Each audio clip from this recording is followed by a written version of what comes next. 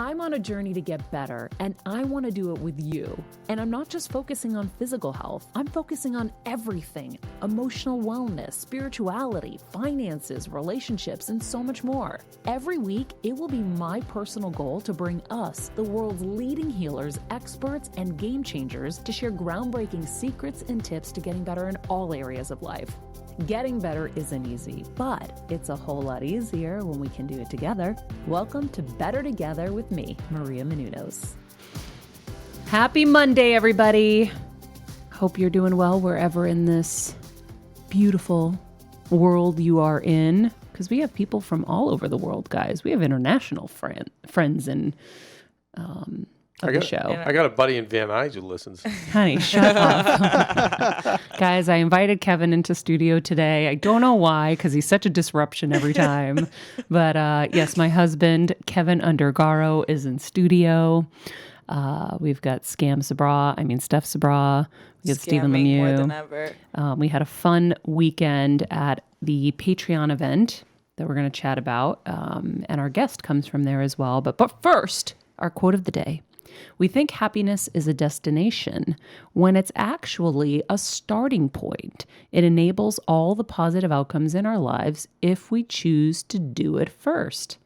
Ooh, that's interesting. That's by Pasricha. Exactly. I saw that. I thought it was worded in a way I haven't heard before. Wow, that is really interesting. Yeah, we're going to be talking about depression today. Oh my God. Really interesting. Wow. Guys, I'm just going for it. But in a good way. But in a good way. We interviewed Hannah Hart at the Patreon event. If you don't know, we have started a Patreon for our show. We want to make this show ad-free, but we also want to expand the community and bring all of you together and give you more access and more great content. And so we've been doing it every week. Yeah, we've been doing extra episodes every single week for our patrons. We do after shows for every single podcast. Mm-hmm. So sometimes the interviews are like an hour and a half long, and we know that we want to, talk about a little bit, but we go a little bit more in depth every week after those. And then we also have an extra episode for our patrons as well. So you get 2 extra episodes every single week. Yeah, we get quite raw in that extra episode. So we hope you join us and support the show. And if you want to become a member, you can go to patreon.com/bettertogetherwithmaria, which there should be a link in the summary of this as well. So you can just click on that. But yeah, we interviewed Hannah Hart. I don't know if you guys are fans of Hannah's or know of Hannah. She's an entertainer, a food enthusiast. She's a 2-time New York Times bestselling author. Ooh, we're tied. Exactly. I actually laughed with Kevin. I was like, I should be really proud that I missed the New York Times bestseller list for the cookbook. It was literally by a few books. It was the craziest thing ever to have been so close. But I'm like, for a cookbook. And I'm not a chef. And I literally almost made it. So I'm a 2-time, almost 3-time New York Times bestseller. We had to scrap our airport restaurant plans, I know. Yeah, I know. It was terrible. So she became famous with a YouTube series called My Drunk Kitchen. She's co-produced and starred in films, and she has her own show on the Food Network, or had her own show on the Food Network. And she's a very influential voice in the LGBTQ community. Sorry, I'm having some problems with my voice today. And she was also named one of Hollywood Reporter's new digital disruptors and one of Forbes 30 Under 30. So I sat with her at the Patreon Assembly event this past weekend, and we talked about creating content in the digital age and staying authentic and redefining success and handling depression and pressure. So we have that interview for you today. So I thought before we start, we talk a little bit about depression. And there was actually a video. So every morning, as you know, if you listen to the show, I listen to Esther Hicks. And I might veer off here or there, but for the most part, me and Esther, we're hanging out every morning when I get ready. And she's telling me how to co-create my world and my future and how to be in the vortex. And lately I've not been in the vortex. Let's just be clear about this. I woke up this morning, guttural crying on your shoulder, honey. Mm-hmm. Yes. because of the situation with my mom and, what's going on with her. And I realized, oh my gosh, I haven't meditated since she got sick, really. Or like at some point it went away because Since she took a turn, meaning. Thank you. Since she took a turn. And I think that's a really big problem. So I meditated today and I did feel better after, because it's so easy to get so tired in the fight and so tired in the emotion of it and then trying to keep your life together at the same time. So meditating really helped me today. But I was saying it's really amazing watching you cope with all the pressure and things that you guys are dealing with right now. And it reminded me of this article that we read from Psychology Today by Kristen Fuller, and it talked about the difference between sadness and depression. I need to know this. Please tell me. Yeah, and I think you do a phenomenal job of talking out your emotions without labeling yourself as depressed, because there are in 2017 there's 300 million Americans that are diagnosed with depression. And if you don't know the difference between the two, you could be either not addressing a serious health issue that you have, which is the mental illness of depression, or you could just not understand what you're actually feeling and making it way worse. And I think that you identify it, you pinpoint your emotions instead of just saying I'm depressed, which is so easy to do with what you're dealing with, is really, really phenomenal. Thanks. Well, it's funny. When I went to my doctor last week, I think it was, I had my, annual physical. He asked me, he's like, how are you handling everything? And the waterworks just started. And he's like, do you think you're depressed? And I'm like, no. And I'm like, I think I'm just sad. And so it was interesting because he's like, well, do you ever have feelings where you don't want to be here? And I'm like, I don't want to answer that. And so, he's trying to get to is this human depressed? Does she need some medication? He goes, do you feel like you need a little bit of help? And I was like, no. I feel you're sad. Yeah. And you're very tired. And I think I hate to say it, I think a depression is going to come. And we'll deal with it. But right now, I think it's extreme fatigue and extreme sadness for a lot of things in your life. Yeah, but I've never heard that before. And, to have an article that really is distinguishing between sadness and depression, I think that's a really, really smart thing. So what were the keys, Steph? So for our listeners and viewers, sadness is a normal emotion that we all are going to feel many times in our life. It's just how we are humans, and it's triggered by a certain event or a bad experience. And but it's an emotional state. That's the biggest difference. It's just a state, and it dissipates and it changes with the next emotion that comes and the next experience that comes. Whereas depression is an actual mental health disorder, and it's an abnormal mental state of abnormal emotional state. So it affects how we think and feel about everything. So it's more than just being sad in a moment. It's being like you lose motivation for everything. You are no longer happy in any situation. You're tired, you're fatigued, you don't want to do any of the things that used to really make you happy, and you just lose your passion for life. So there's a big difference between the two. Yeah. Kevin, why are you laughing? Kevin's like, you just described me. Check. Honey, that is not true, because you love Christmas. You love YouTubing. Great. You love stupid videos So it's a great of people segue. pranking people. We've got the Christmas 24/7 channel over on YouTube. God, guys. It's fantastic. If you love Christmas as much as we do, if you love the spirit of the holidays, well, we extend that as long as possible. My show is the 6 months of Christmas, but we also have a very 2000s Christmas where we salute Christmas in the 2000s. We also have a 90s Christmas. And what am I leaving out? This is happening right now, guys. Organizing organizing Christmas. So you're right. There's plenty of reasons to not be depressed. And Kevin, I don't know if you know, but we covered 3 Hallmark movies for the Christmas channel last night. There we go. Wow. There we go. Just like that. We're gonna have some watch-alongs with some of the specials. It's a very exciting time. This is when he hijacks my show to promote his. It's a very exciting time. Yes, my you're right. gosh. So for 2 months a year, I'm not depressed. Well, here's the thing, though, by the way. We were laughing because we put up our Christmas trees this weekend. I saw that. And it was so fun because we put my mom on the couch and, she's Papu finishing her chemo, so she's really weak. And my dad, came in and sat with us and all the dogs. And the dogs were all behaving and just watching us put the tree up. It was so adorable. And my stylist and friend Denise sent me a DM, and it was like, there are only 7 Sundays left So before Christmas. And I said, it's over. And I was like, It's already over. That depressed me. Speaking of depression, that depressed me. I was like, that wait. made you sad. No, here's the thing. I realized, thank God, we put up our Christmas tree on November 1st. Because imagine if we hadn't, we would have had only 6 Sundays or 5 Sundays. Like, it goes so quick. And people were like, you're putting your... Oh, actually, Winnie Cummings DM me. She goes, you put your Christmas tree up already? And I go, yes, it goes too quickly. We need to extend the spirit of the holiday. And yeah. And our tree is about 20 years old, almost, and it's getting to be in sad shape.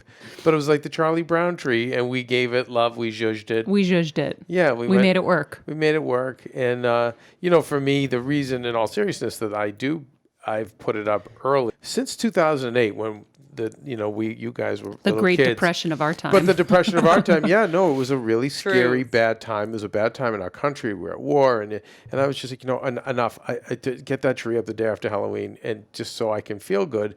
And we kind of, I think, have consistently done it ever since. And especially now, it's like, so what? If it makes you feel good to look at it. And I know your mom. She loved it. She didn't want one in Connecticut last year. And we remember, Maria, we went out.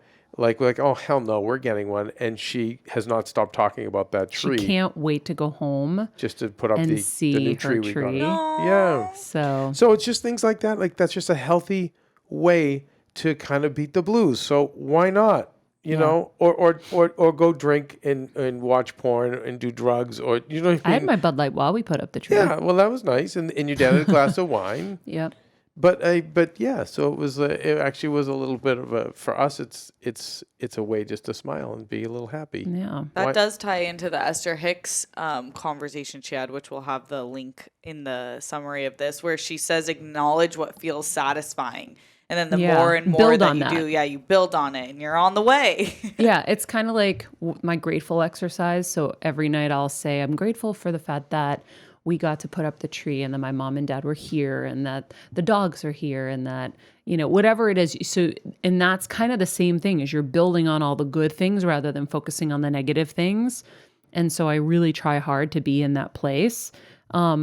Before we go into the Esther Hicks thing more, though, I want to finish the distinguishing factors between sadness and depression. Yeah. And Kevin, you are done with your plugs for the Christmas 24/7 We network. heard it. And we're all subscribing. And it's the program's weekly. Oh my God, stop. So, and then soon it's going to be daily. It's very exciting. And here's the big challenge, guys. Okay, can you mute his mic now, the Steven? big challenge. Bye. Okay, let's get into the signs and symptoms of depression. I think this is important so that you guys have a starting point and you can assess yourself, because the only way that we know if we're feeling sadness or depression Kevin's is to been assess. effectively muted, and it's so funny. So sorry, Kev. So change in sleep, either difficulty falling asleep or sleeping too much, a decrease in energy or feeling fatigued daily, change in appetite or weight, gaining weight, losing weight, overeating, eating much less, feelings of guilt or worthlessness, difficulty concentrating, slow physical movements or unintentional purposeless movements that are noticeable by others, recurrent thoughts of suicide. So, but the good news is, and we spoke on it a little, you and Hannah Hart spoke on it, there are so many different ways to get help. And oftentimes it's a mixture, but I think identifying what you're feeling. And one of your old past guests, Amber Ray, she spoke about naming your emotions. And I think that's a really great starting point of naming what you're feeling. And then you can really get the help that you need, because there's so much out there. Like when we have our EMDR expert on the show, and we have Reiki, there's meditation, yoga. There's so many different things that you can do. Yeah, we are going to have an amazing EMDR special for you guys, because I actually got to put a friend who was near suicidal, severely depressed, and fit all of those key markers. And after one session with EMDR, his life has completely changed. And it's amazing. In such a major way. And Hannah brought up in the interview that she had had a negative experience with that. So you have to find the right person, because they may bring you through the traumas and then kind of Re-trigger you, open wounds. But here's the thing, that's a big thing in general that I find is we are a little lazy. And sometimes we all just say, oh, well, Stephanie told me this person was great, so I went and I trusted her. You really have to do your research to know who you're going to across the board, whether it's your mechanic, your doctor, your, whatever it is in your life. You have to do the research. There are different, Better Business Bureaus online and the Angie's lists and all these places where you can find out how people are rated, Yelp. Look into it yourself. And I also wonder if there's a follow-up protocol, Maria, because you know what I mean. You're gonna go kind of get back in the ring, so to speak, and reopen these wounds, and it's going to be painful. Is there a follow-up? I mean, a good, credible one, I assume, would say that, but I think for your listeners, ask or find out. What do you do afterwards? I mean, think about it. You get in a major operation, you go home and you ice something, or you elevate, whatever the case is. I feel like I also think, and no disrespect, Steph or Steven, I feel like your generation, the ones underneath you, are just not resilient. You guys just can't take a punch. Now, I don't believe that of you, Stephanie, and actually don't believe that of Steven, because I've been punching him for 10 years. So he can take it. No, but you guys, we see it with the people who work for us over at AfterBuzz, Stephanie and Steven.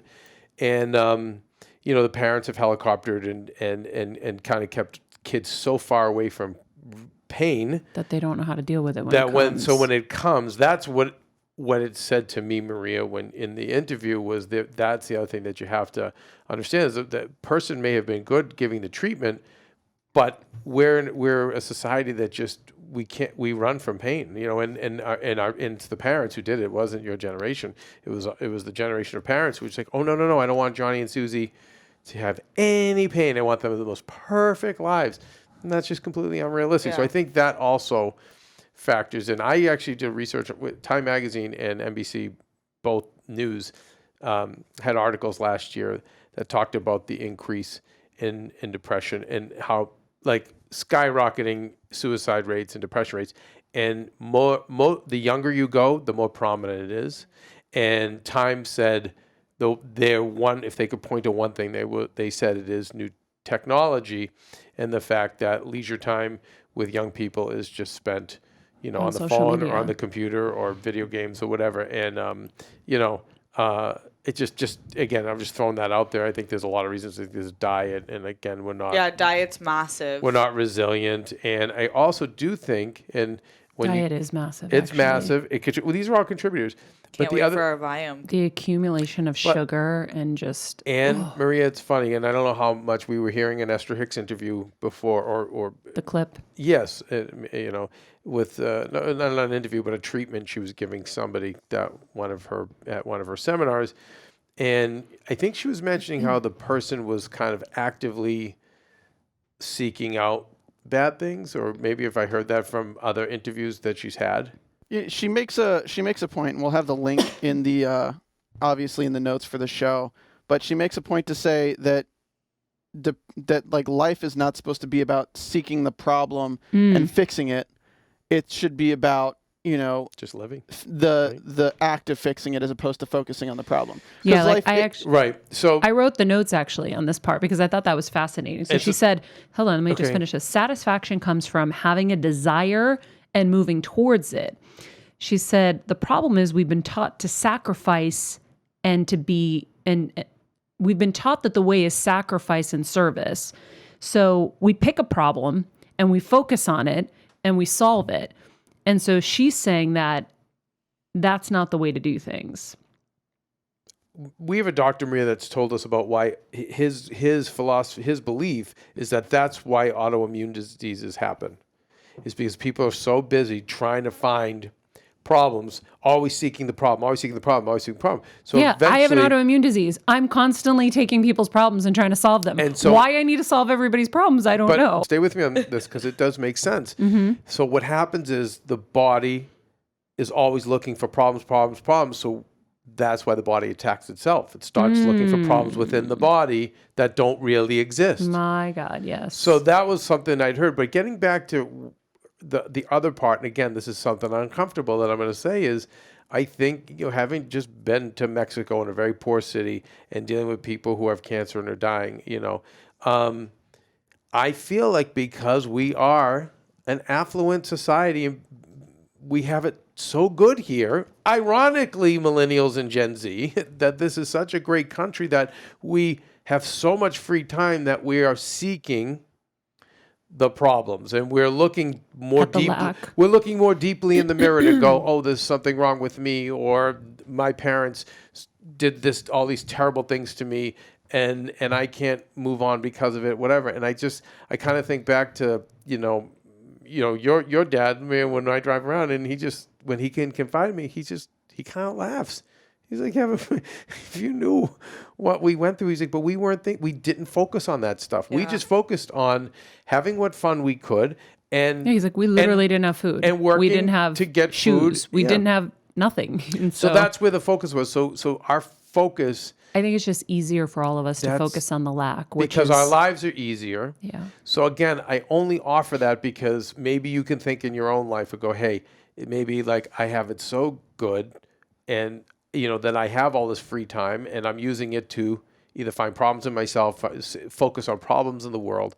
Or focus on what I don't have, which is what Esther Hicks talks all about. Stop focusing on the lack and start manifesting what you want and co-creating your and the phone, the phones. And that's why I think, we getting to solutions, forest bathing, getting back to nature, getting away from the phones. But listen, I tell any young people right now that enjoy self-help and enjoy, that field, I'm like, listen, just from a business end, it couldn't be a better field to enter into because it is an epidemic. It is not going away. It's only going to increase. And I really think that we still don't have it right with our children, the like say K through 10. I still don't think we have it right. It's probably going to be another 10 years, I'm hoping, where we know, okay, we messed up here. We've got to challenge these kids more. We've got to reduce technology in their lives.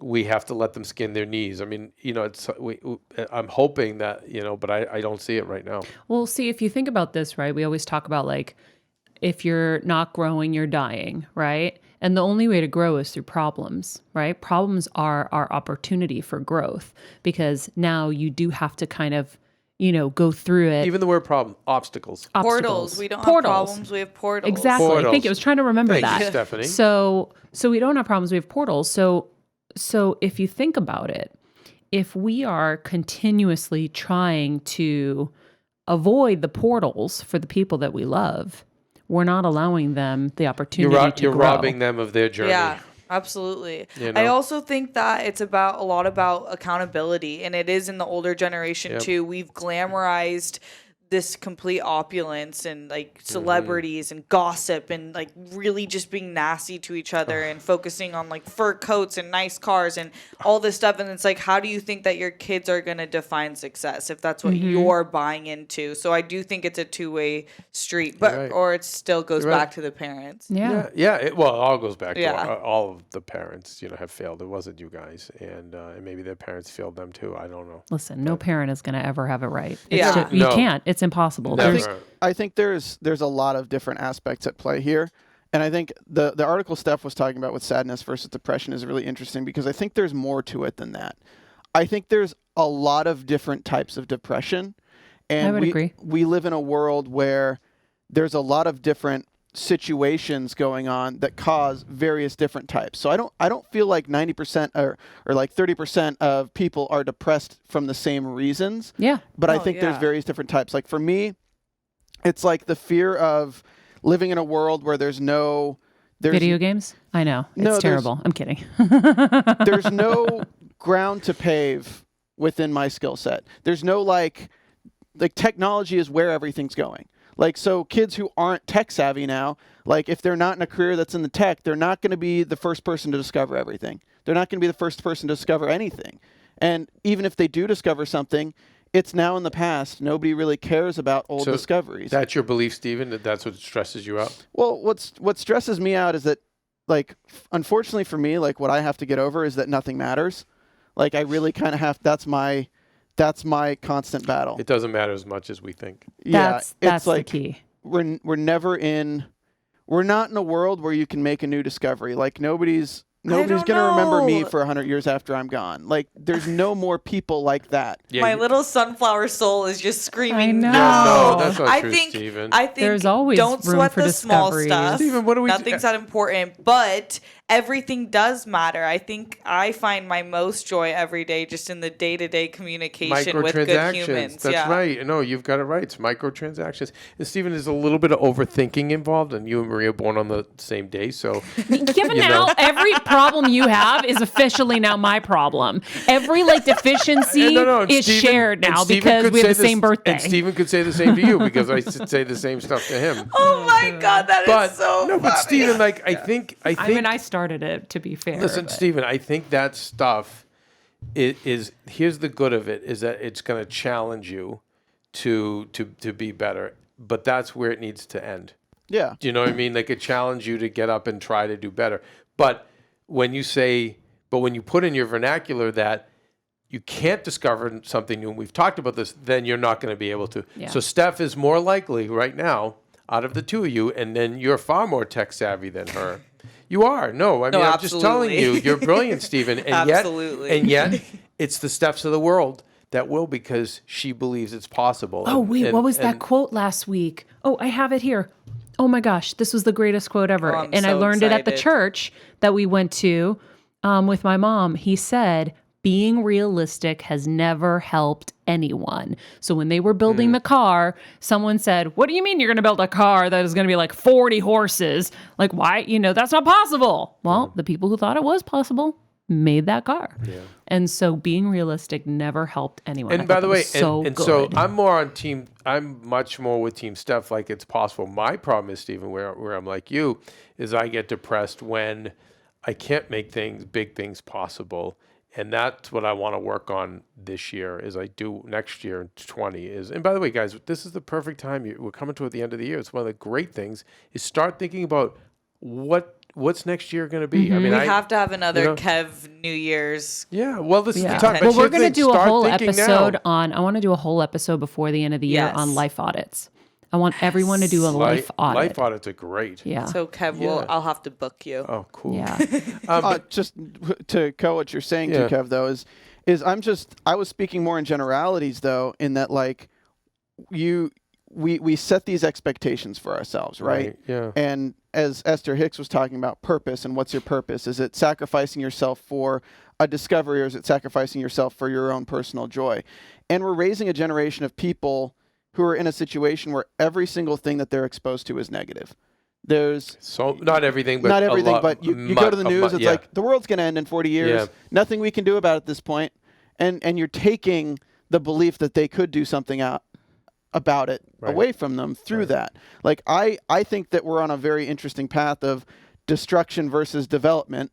And, they're both developing at a certain rate. And I'm really hoping, and I really think that like science is developing at a rate to battle whatever destruction we're facing. But you don't see that in everyday pop culture. No. Like Well, then why don't you find it and bring it to the show and we can give it to people? there's so much scientific development Bring it. over the past 6 months. It's Bring insane. it. Bring it, baby. All right. Like we found that Instagram account. What was it yesterday, Kev?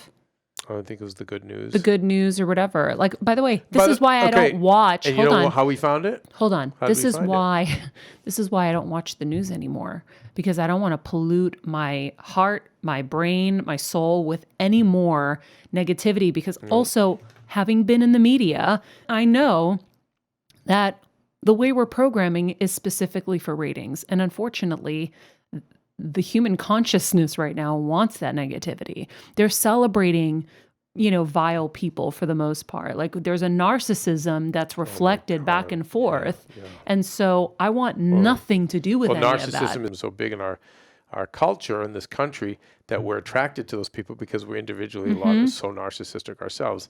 It's just terrible. But yeah, we are much more attracted so to if the it darkness. is overwhelming you start to think of the things that you can peel away. Yeah. Like I did. I started peeling away all of those things so that I could live in my happy utopia as much as possible. And it doesn't mean that you are turning a blind eye, because I do keep up to a degree through Twitter on the major happenings. But right now, I know that I am on a path that I need to be on, and I need to stay in that zone to get there, to be able to affect for any kind of change. I think everyone's different. I think if you can't be effective with certain information, then don't stay away. Because I was that person my whole life. I was addicted to the news, and now I'm like completely allergic. And you can't follow your purpose if you're like that. So I think everyone has a small purpose. If your purpose is to help women's rights or to help be in human rights, then you do have to take a little bit of the punches in that. If it's for health, you're taking punches a lot of people don't want to learn about. No one wants to learn about the mind and the brain and how tumors grow in it. So I think it's different for everyone. Has to take a and little also bit. with Judith Orloff, our episode with her, learning about my empathic ways, I realized, oh yes, no, I can't take on that information. It's just too much for me right now, and maybe forever. I don't know. Steven, I know you were going to say something. No, I think it was Kevin who was going to say something. I just think stick with your microtransactions, and your life's going to be hard enough. There's going to be enough obstacles and challenges in your life. You don't need to go find more. And with the news, and remember in the back, as it's already been said here, remember the news that they're putting out. They know that they get more clicks and they get higher ratings by putting out dark stuff.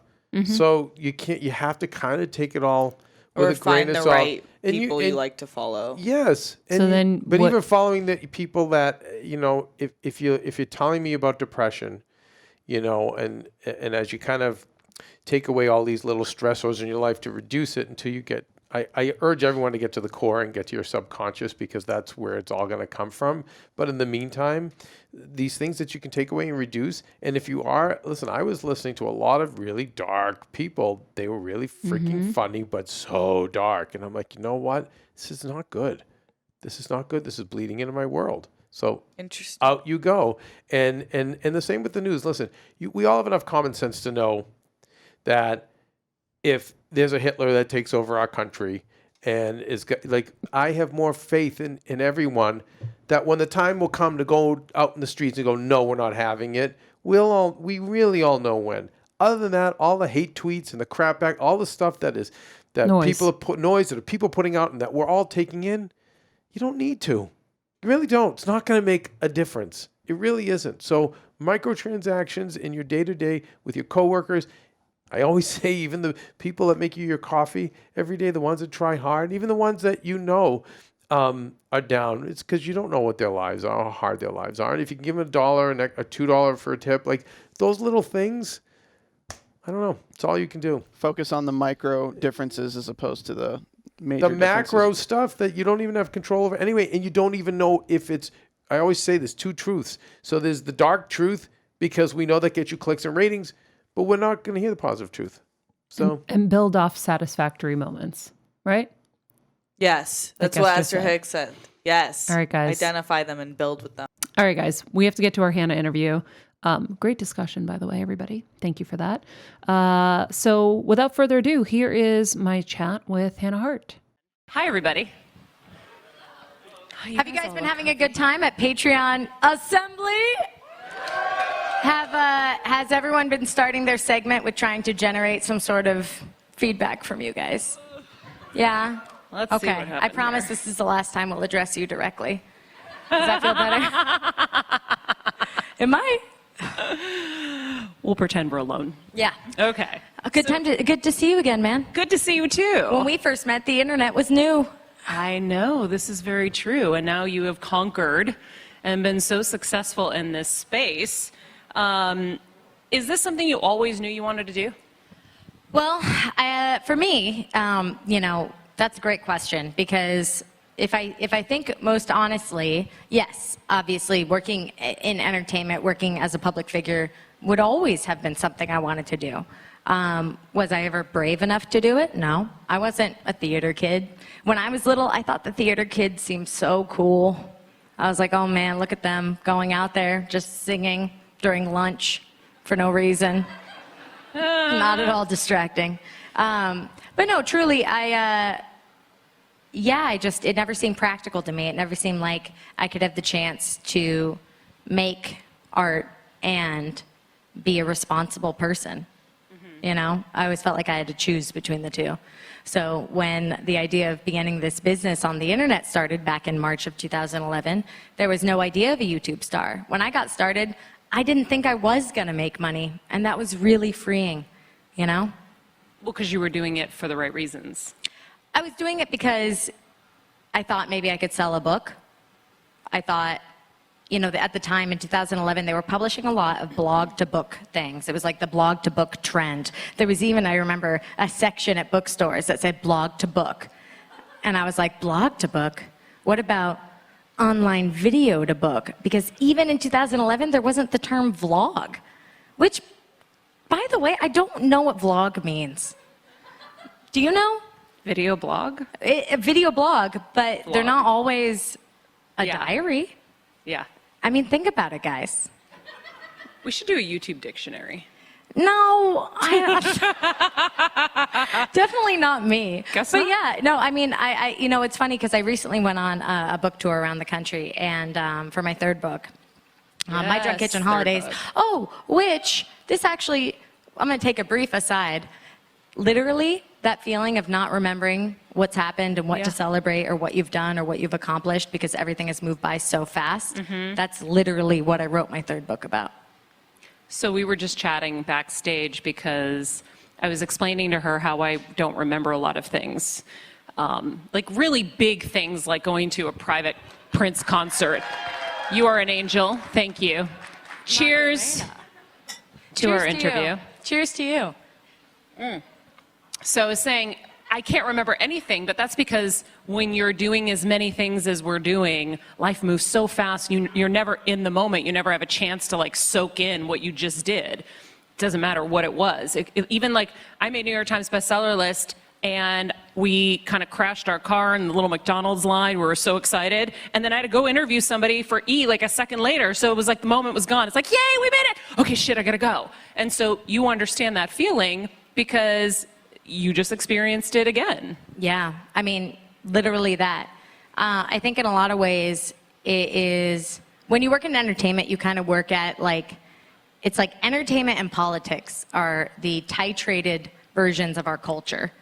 And when you work in entertainment, it's like, oh good, we got that next thing. Yeah. Okay. What's next? But what's my job? Okay, no time to celebrate, no time to think about it. And it's a wonderful and terrible quality of the industry because it really shows you that it's not for you. It's not about you.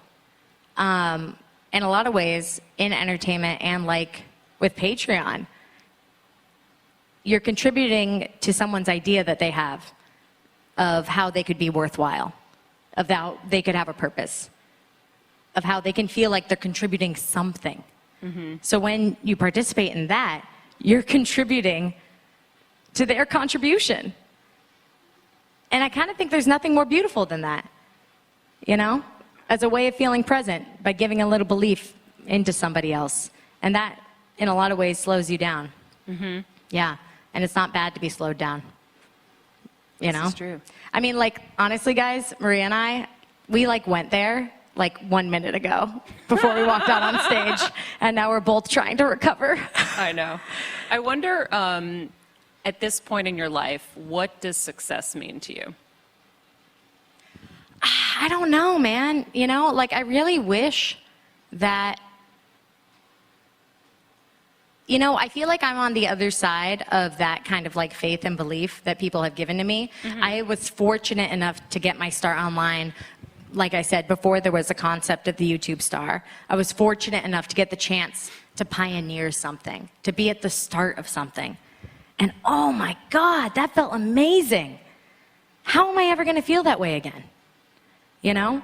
And right now I'm in maintenance mode. I'm in, well, what does this career look like for someone who has, A, had success, A, started the foundation of what it means to be a digital star, B, had success as a traditional star, and now I'm out here with the big boys, and they're a lot bigger than me. So I'm thinking graduate school, like maybe I'll just just get a casual master's. I feel like I read that somewhere about you. Maybe. You were joking about it potentially somewhere else. Is but it I was a like, joke? is it a joke? Is it not? Yeah, well, I'm curious though, like for the people that are here in attendance today, like what's relevant to your concerns? Are you guys looking for motivation? Are you looking for cultivation? Like, what is the Patreon assembly group? Does anybody want to speak out? It's a whistle. Oh, apparently, Maria, they're just here for a good time. Well, that we can do. Success to me means freedom. It means being able to do my own thing on my own terms. Which you're doing. But you said something earlier that was interesting, and it's like you're maintaining. Because once you make it, it's harder to stay there, right? Do you feel that pressure of like, how am I going to keep this and build from here? I do. I really do. So I just published my third book, My Drunk Kitchen Holidays, which was, thank you. Woo! Yes, it's excellent. Under 1,000 people have bought a copy, so you guys should definitely go get a copy. It's really good, though. It's very niche.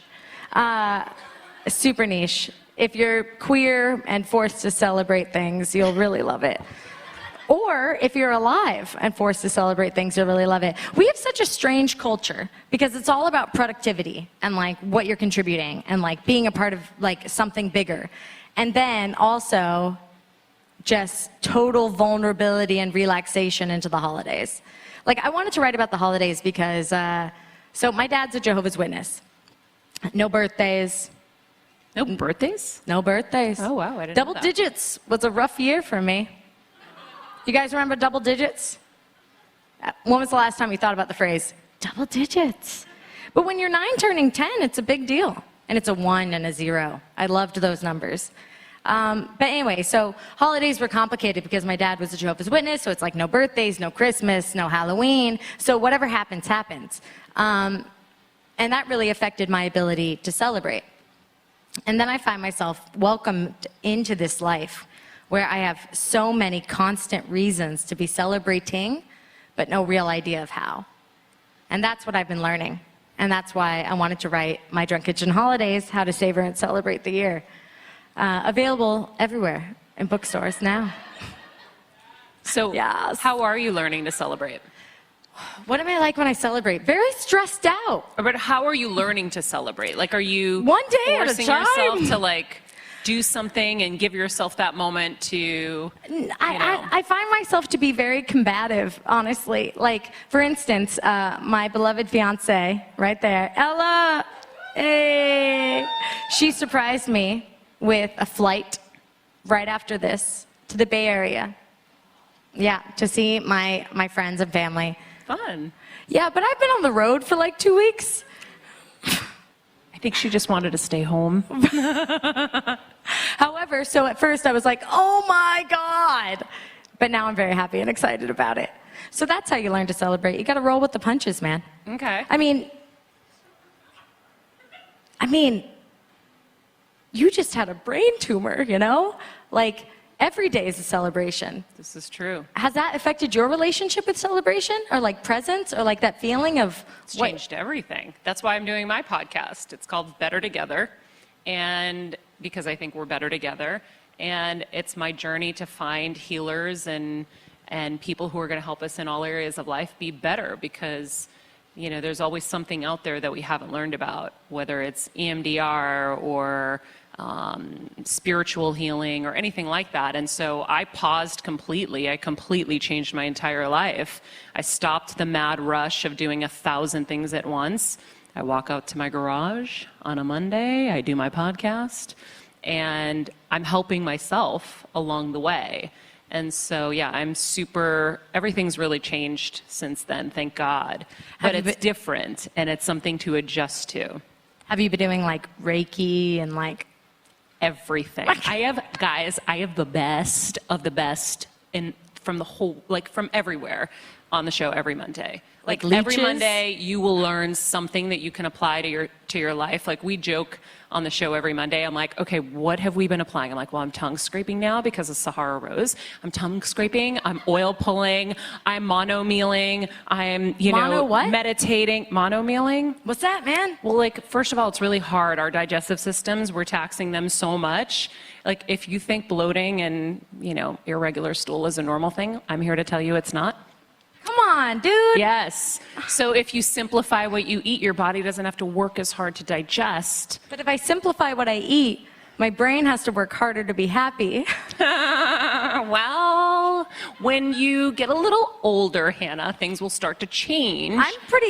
You look like what, 28? Okay, not officially, but we can go with that. But seriously, your body changes and you need to start taking care of it because you beat it up in your 20s and 30s. And then as you get a little older, shit gets real. Are you done with your 30s? I'm 41. What? You Thanks, look guys. amazing. Thank you. What do you sleep in a bed of milk? No, but you I would. do sleep on my back now because of neck issues, and it's definitely helping with the wrinkle situation. Oh man, that's tough. But that's Do you have a sleep number? a sleep number. Like the bed that's like a sleep number. I just want to know what your 40s are like, I'm Yeah. prepping myself.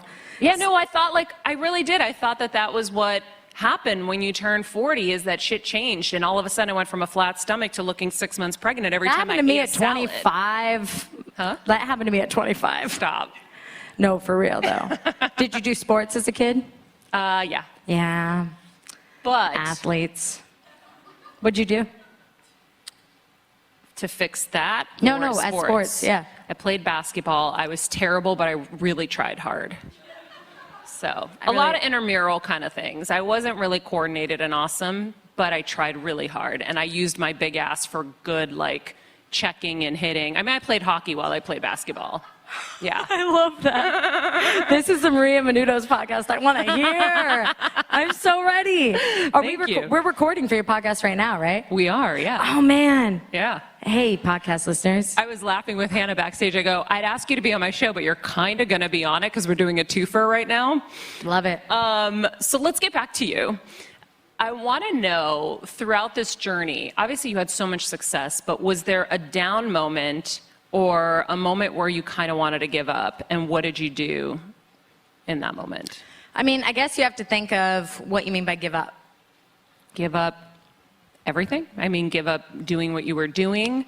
Did you ever get disheartened? Change directions. Want to change directions?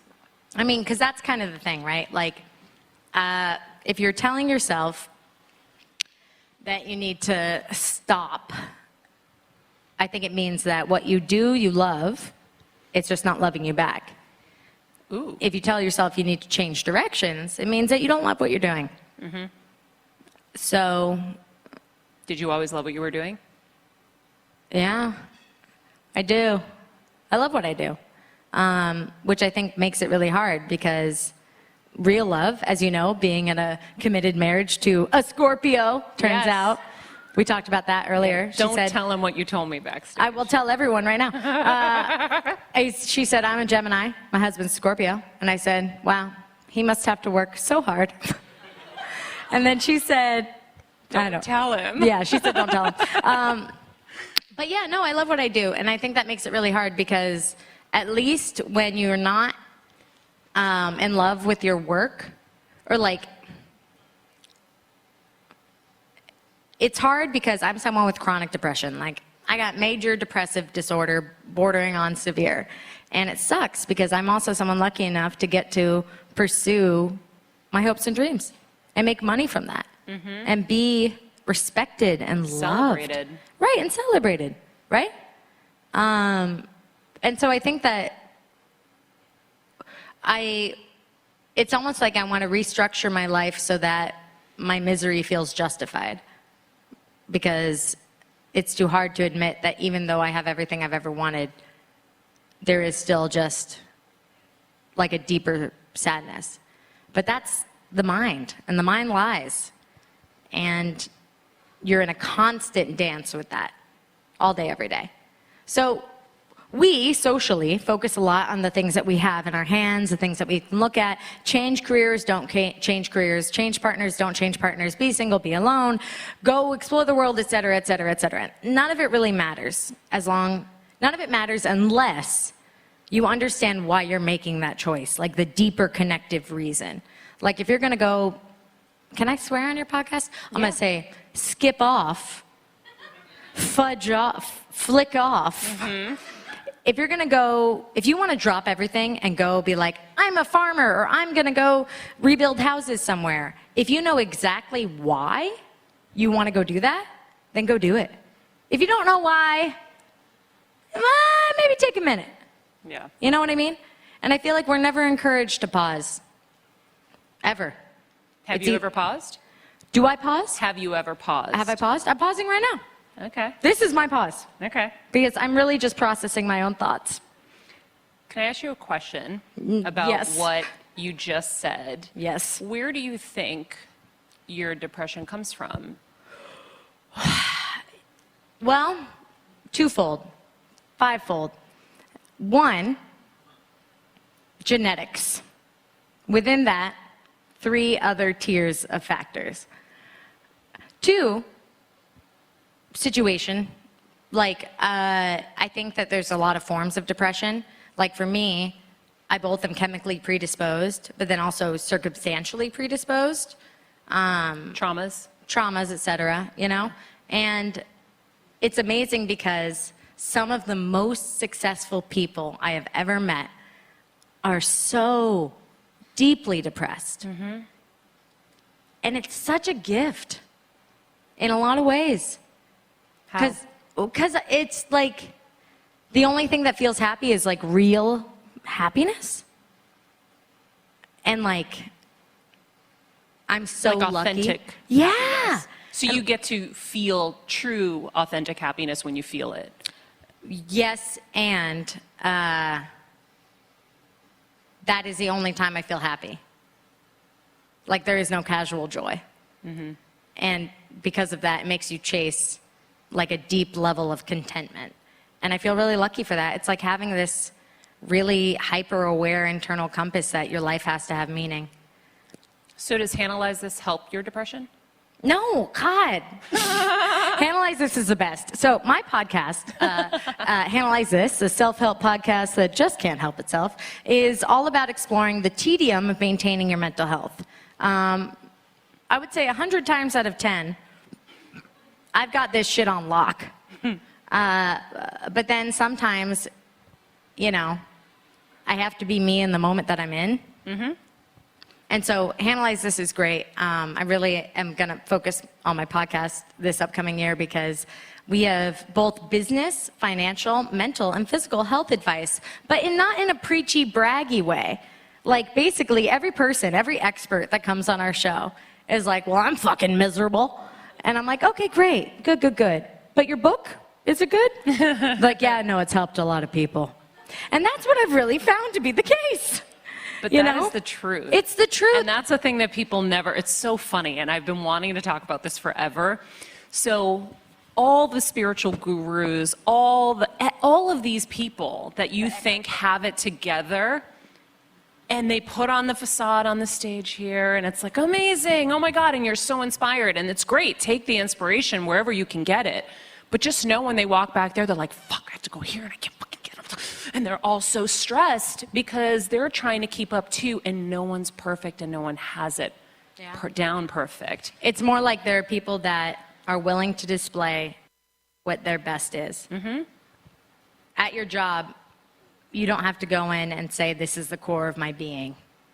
But when you work in the field that I work in, every day is a reflection of all of my beliefs. Mm-hmm. Every conversation is a reflection of everything I've done. Yeah. And it's debilitating, but also like the most constant, like validity, accountability check.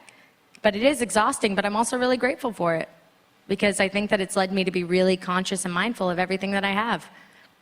You know, if you had told me at 20 or 19 or 18, if you had told me any time before 24 that I would be a queer icon, that I would be an LGBTQ plus public figure, advocate, role model, that I would get to go to the White House and talk during the Obama administration.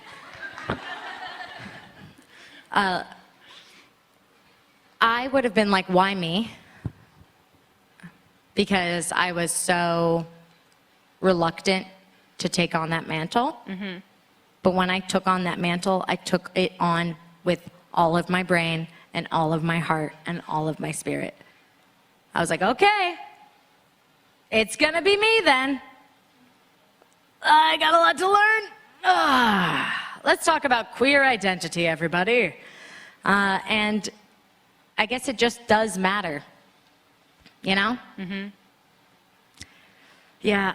And you lead with authenticity, which is something that's really hard for people. Has there ever been something that you've shared that you were nervous you shared, or is there anything you do hold back? Oh, tons.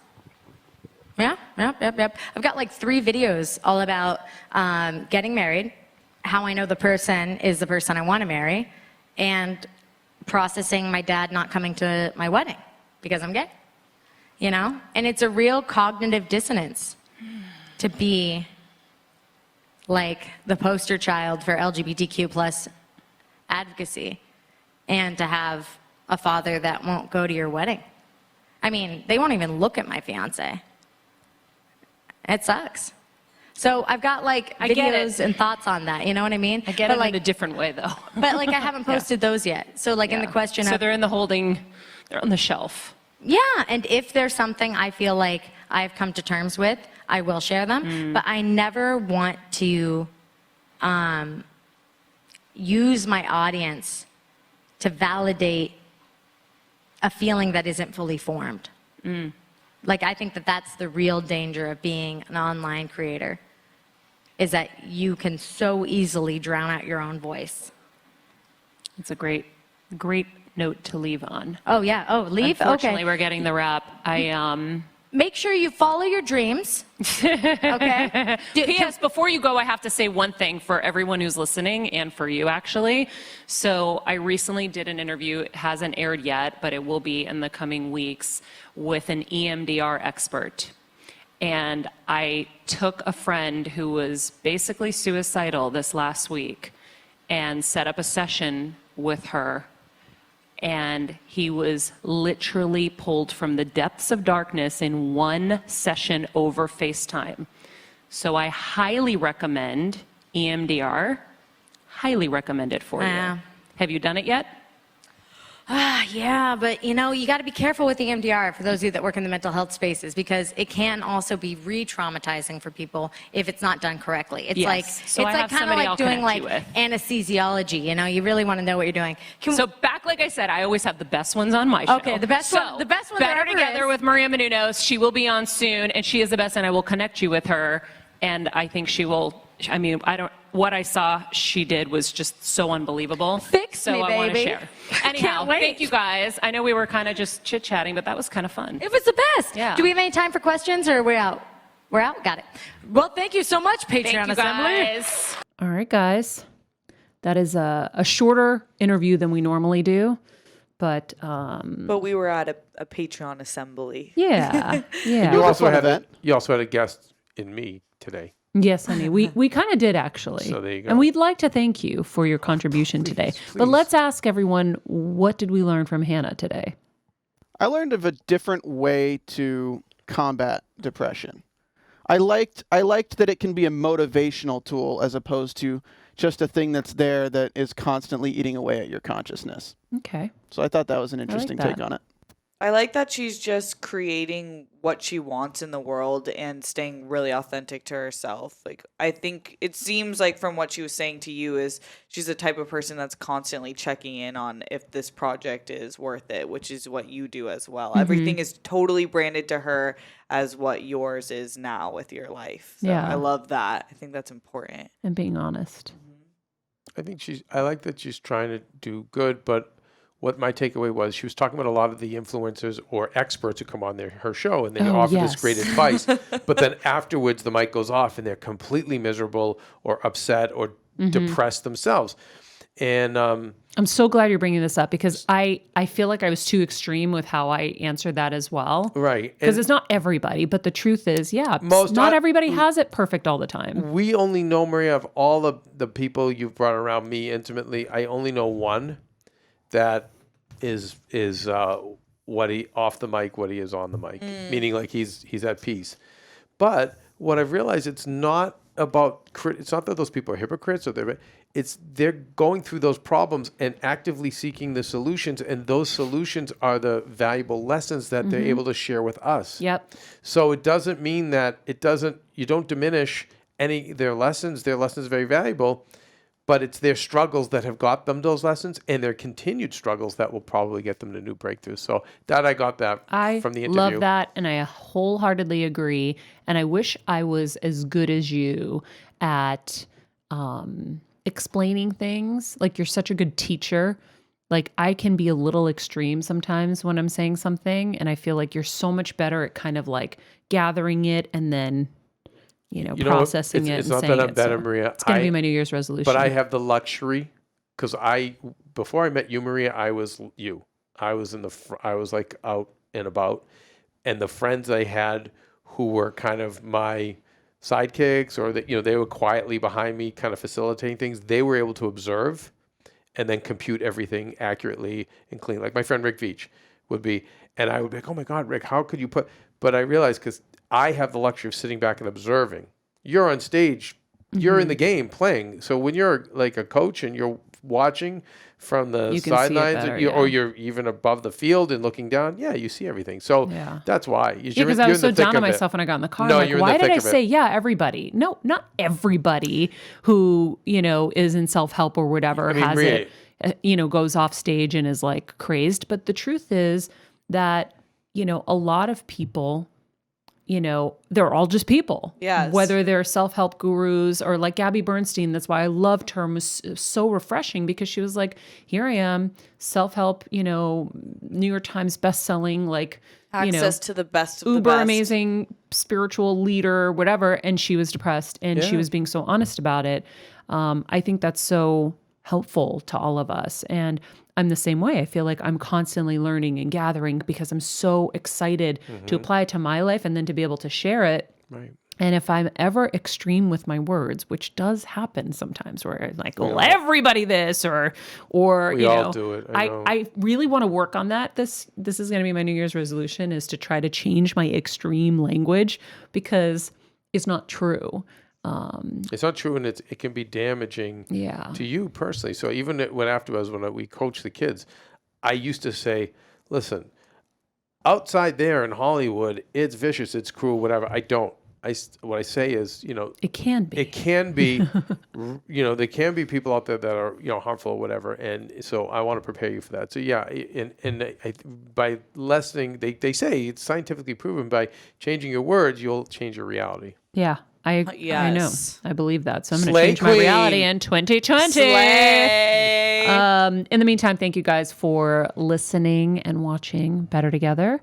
We love doing the show, and we hope you are loving it as well. If you are, please help us by rating, commenting, subscribing on Apple Podcasts and Spotify. Are we seriously putting Christmas music on right now? And you have to ask your fans Honey, something. let me finish No, my it's about your show. No, let me finish. All right. We really love hearing your comments and reading your comments, and so thank you for that. And if you love a show, please share it with a friend. I always say the best way to give back is to share the information that's helping you in your life. So if this is helping you, share it with a friend or a couple. Bring them into the community and into our little posse. New episodes drop every Monday. If you want to reach us, you can find us at bettertogetherwithmaria@gmail.com, or you can visit mariamenounos.com. Like we said earlier in the show, we launched a Patreon that includes exclusive episodes and access. To find out more, go to patreon.com/join/Maria Menounos. Steven's totally having fun in the booth right now with this music. But the Patreon link will be in the notes of this as well. When do I get to do Patreon? And in the meantime, Kevin has a final thought he wanted to share about our show. Yes, it is. So we were talking, Steph. I'm going to pee my pants. No, I no, can no. feel We it. designed the studio to be able to be decorated seasonally. And I was saying to Maria, yeah. and I'd like to ask the fans, should we be decorating this for the holidays? Right now we've got all the lemons and we've got all the We could put green. Christmas ornaments along Well, with that's the, what it was with designed the- for. You could do ornaments, garland. I think it's a great idea, Kev. Well, I'm asking the fans. Oh, Steph. not me. And by the Sorry. way, because I Let hear us know when you leave us a review. Yeah, I just hear a little bit of just snarkiness.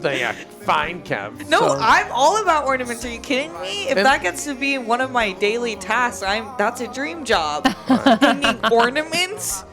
I'm just Steven, saying. do you have a vote?